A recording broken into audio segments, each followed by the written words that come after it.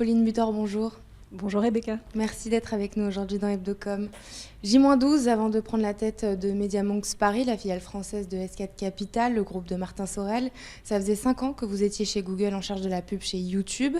C'était un haut poste dans dans la plus grande plateforme de vidéo au monde. Pourquoi quitter le navire ? J'ai passé 15 ans extraordinaires chez Google en général, mais je pense que j'ai un moment où j'ai envie d'un nouveau défi, et je pense que les marques sont pleines de challenges en ce moment, et que rejoindre Mediamonks, c'est la possibilité de les aider encore mieux, avec encore plus de leviers, de possibilités. Vous n'étiez pas assez comblé au quotidien chez YouTube, ou c'est vraiment parce que vous avez une envie de nouveau ? Alors j'étais absolument comblée chez YouTube, où encore une fois j'ai passé 5 ans extraordinaires. Là c'est vraiment une rencontre avec, je pense, un modèle extrêmement pertinent, et puis des hommes et des femmes qui sont des visionnaires sur leur secteur, des entrepreneurs exceptionnels que j'avais envie de rejoindre. Est-ce que vous pouvez nous raconter comment ça s'est passé ? Est-ce que vous êtes fait débaucher ? C'est Mediamonks qui vous a appelé ? J'ai été appelée, oui. Aujourd'hui, pour contextualiser, Mediamonks, à 12 ans, est en croissance de 30%, réalisé 21 millions d'euros de chiffre d'affaires en 2022 grâce à ses 120 collaborateurs. Nous avions reçu l'année dernière dans Hebdocom le président de Mediamonks, Wale Badamossi Oyekami. Il va d'ailleurs rester président à vos côtés pour les prochains mois en tout cas. Que va devenir l'agence avec vous ? Qu'est-ce que vous allez amener ? C'est quoi votre patte en fait ? Alors, ma patte, c'est 2 choses. Je pense que c'est une façon de leader les équipes. Je crois que c'est beaucoup d'optimisme. C'est de laisser la place, mais avec une vision très claire. Et puis, c'est surtout un moment où je pense qu'on peut encore plus jouer l'intégration avec ce groupe de Martin Sorel dont vous parlez, qui est un groupe qui a pour particularité de cumuler 3 compétences qui sont clés en ce moment, qui sont la production de contenu, la data et le média, et la technologie, dans un groupe international avec une structure unique et un compte d'exploitation unique qui permet de servir les clients à la fois au niveau global, au niveau régional et au niveau local. Et c'est ça que je voudrais jouer un petit peu plus en France. C'était pas déjà le cas au sein de Mediamonks ? Est-ce que vous pouvez clarifier un petit peu ces termes qui sont un peu fourre-tout, un peu jargonneux, surtout pour nos téléspectateurs et auditeurs ? C'est pas déjà le cas au sein de Mediamonks ? La stratégie de contenu n'était pas déjà intégrée ? Qu'est-ce qui va être de nouveau, fondamentalement nouveau ? Alors, je pense que la stratégie de contenu et surtout de contenus digitaux, c'est ce qui a fait la force de Mediamonks Paris depuis 12 ans, depuis que Wale a créé cette structure.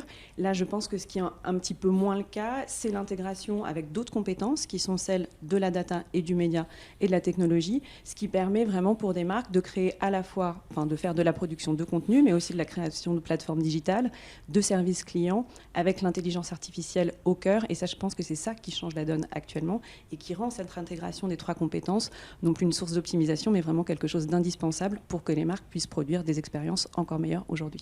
Racontez-nous justement comment vous allez utiliser de façon opérationnelle cette intelligence artificielle dont on parle quotidiennement sur BFM Business. Est-ce que vous allez aussi utiliser l'intelligence artificielle générative ? Comment ça va s'opérer ? Alors tout à fait. Alors l'intelligence artificielle, ce qu'on voit, c'est qu'évidemment, c'est une opportunité à tous les stades de la création, de la rédaction des briefs jusqu'à l'inspiration et à la production de contenu. Là, ce qui est intéressant vraiment, et ce qui est une des raisons pour lesquelles j'ai rejoint Mediamonks, c'est que c'est un groupe qui est pionnier, qui travaille depuis plus de 7 ans sur l'intelligence artificielle, avec des études qui font de la recherche. Ils font aussi de la création de produits. Par exemple, pour vous donner un exemple très concret, ils ont créé un Monk GPT, qui est un chat GPT interne, qui permet de respecter les standards de vie privée et de sécurité de l'entreprise. C'est intéressant quand on voit que ChatGPT, c'est une de ce qu'on appelle les shadow IT les plus téléchargés par les collaborateurs. Donc c'est ce qu'on n'a pas le droit, d'après la direction et l'IT, d'avoir sur son ordinateur qui est téléchargé. Là, ça permet de le faire en respectant les standards de l'entreprise. Et on vient d'annoncer la création d'un nouveau système de broadcast, donc de production audiovisuelle, qui est basé sur du software, ce qui permet de réduire les coûts, d'avoir moins d'équipes sur place, de réduire les émissions carbone, et qui permet des nouveaux produits. On vient d'en créer un qui s'appelle AI Focused, Fan Focused Highlights, et qui va permettre d'aller chercher vraiment les temps forts qui résonnent avec le centre d'intérêt d'une audience. Donc si on prend un match de foot par exemple, d'aller regarder les actions qui sont générées par le joueur que vous préférez et d'aller isoler ces actions-là sans aucune action manuelle et de les diffuser sur tous les canaux grâce au machine learning, donc à l'apprentissage automatique. Donc c'est ce genre de nouveautés qui ont beaucoup de traction avec les clients et que je voudrais développer aussi un petit peu plus en France. Donc pour l'interne majoritairement, pour la récolte de data aussi, est-ce que vous auriez un exemple concret pour un de vos clients, parce que vous avez quand même des clients très majestueux, Netflix, Google, BMW. Ouais. Est-ce que vous avez un exemple de création à travers l'intelligence artificielle qui pourrait exister Oui, tout à fait. Vous citez BMW. Donc pour eux, on a créé à l'occasion du festival de musique électronique Tomorrowland une application qui permettait de générer pour chaque utilisateur de la musique basée sur l'intelligence artificielle avec les artistes qui participaient justement à ce festival. Donc créer de la musique et la partager sur les réseaux sociaux. Donc voilà un exemple récent. J'aimerais avoir votre point de vue sur un fait d'actualité très fort dans notre domaine. Ça s'est passé il y a quelques jours à peine. Onclusive, c'est une entreprise de veille médiatique, de communication et de relations publiques basée dans les Hauts-de-Seine. Et cette entreprise a annoncé un plan social et va se séparer de 217 de ses collaborateurs qui vont être remplacés par une intelligence artificielle justement. En toute honnêteté, est-ce que c'est quelque chose qui pourrait un jour arriver dans une agence comme Mediamonks, par exemple? Alors, j'ai vu ces nouvelles. Je pense que pour l'instant, chez Mediamonks, c'est plutôt une opportunité et de la création de nouveaux emplois que de la réduction, parce qu'encore une fois, il y a des gens qui font de la recherche, il y a des gens qui créent des nouveaux produits. Il y a besoin d'énormément de conseils et de pédagogie pour les clients qui ne savent pas encore comment s'emparer de ces nouvelles technologies qui bougent énormément. Donc, je le vois pour l'instant comme une opportunité. Après, ça va évidemment permettre plus de productivité, de réduire les coûts. Donc, je vous dirai une fois que j'aurai pris mon poste, mais il va y avoir plein de challenges. Ça va être de nouvelles façons de travailler. Je ne sais pas encore ce que ça va donner exactement pour Mediamonks. D'un point de vue, si on dézoome un petit peu, il n'y a pas de raison de s'inquiéter pour la profession quand on voit cette actualité-là, par exemple? Alors, moi, je pense que c'est vraiment des possibilités. Ça augmente les équipes, donc ça va permettre aussi de créer plus de valeur, de se concentrer plus sur le storytelling, de se concentrer plus sur la réalisation. Donc je le vois comme une opportunité et ça va permettre par contre, d'éradiquer toutes les tâches les plus fastidieuses. Donc il y aura peut-être moins de temps de travail, mais sur du temps de travail, il y a plus de valeur ajoutée. Donc de la création de l'emploi. Exactement.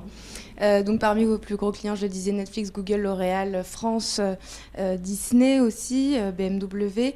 Vous dites aussi vouloir vous engager sur les grands chantiers de la ACC, donc c'est le syndicat des agences de com, notamment celui de la valeur business et de la créativité. Comment vous allez vous y prendre, encore une fois? Est-ce que vous pouvez clarifier un peu ces termes? Alors, je dois rencontrer bientôt la ACC pour voir quels sont les différents chantiers. Il y en a beaucoup qui m'intéressent. Donc, il y a un article qui a repris la question de la valeur, mais il y a également celui du développement durable qui est absolument clé.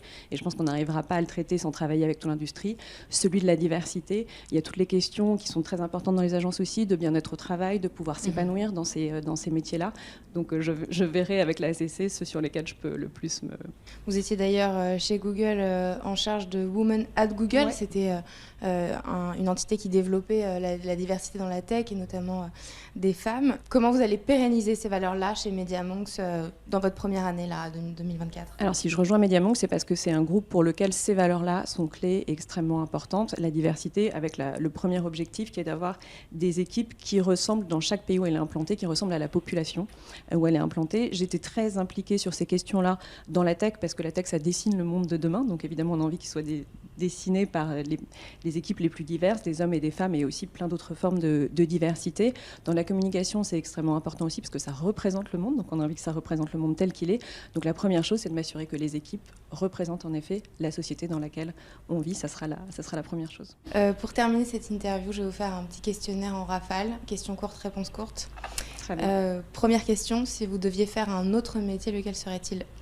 Alors, en rafale, c'est amusant parce que quand j'étais étudiante, les 3 métiers que je voulais faire, c'était soit planeur strat, soit directrice de la communication, soit réalisatrice de documentaires. Et là, avec ce rôle... C'est pas vraiment notre métier, ouais. Là, exactement. Donc là, c'est un peu, j'ai l'impression de pouvoir faire les 3 avec Mediamonks. Et si je devais complètement changer, ce serait plutôt soit fleuriste, soit galeriste, soit urbaniste, parce qu'il y a une petite rime en "iste". Non, mais c'est des métiers où on est dans le beau. C'est des métiers qui sont aussi en transformation, qui ont besoin de se transformer, et c'est ça qui m'intéresse. Votre réseau social préféré? YouTube. Votre youtubeur préféré? Hugo Décrypte, qui a fait une magnifique interview d'Emmanuel Macron. Télé traditionnelle ou plateforme? Je pense que la vie est une hybridation des deux. C'est ce qui va se passer en ce moment. Donc, plus que le contenant, c'est vraiment le contenu qui m'intéresse. Et donc, c'est plutôt les types d'émissions, les types de productions que je vais aller chercher. Mais quotidiennement, là où elles sont. Où est-ce que vous... tout est digital chez moi et voilà, et passe par Internet. Martin Sorel en 3 mots. Impressionnant, visionnaire et analytique. Team iPhone ou team Samsung? Type Pixel. Pour ou contre la semaine de 4 jours? Alors plutôt pour, mais il faudrait voir ce que ça représente comme implication. Enfin, j'aime bien l'idée. Après, impossible de vous dire ce que ça veut dire pour des équipes et une entreprise pour l'instant. Vous préféreriez travailler pour Elon Musk ou Mark Zuckerberg? Je ne sais pas si je répondrai à cette question compliquée. Je trouve que le niveau d'innovation d'Elon Musk est absolument impressionnant. J'aimerais pas travailler chez X actuellement. Et est-ce que pendant cette interview, il y a une question que je ne vous ai pas posée, que vous auriez aimé que je vous pose? Peut-être qu'on a beaucoup parlé de technique, d'innovation, etc., mais peut-être moins de la façon dont on avait envie de faire les choses en ce moment.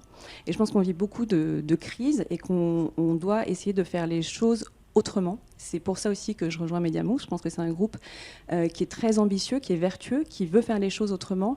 Et en termes de valeurs, je pense que dans ce monde d'intelligence artificielle et de crise, il faut qu'on fasse les choses avec énormément de responsabilité, mais aussi avec de la légèreté, aussi avec de l'humour, aussi avec de la prise de recul, en vivant nos émotions, et c'est ça que j'ai envie de faire dans ma prise de fonction.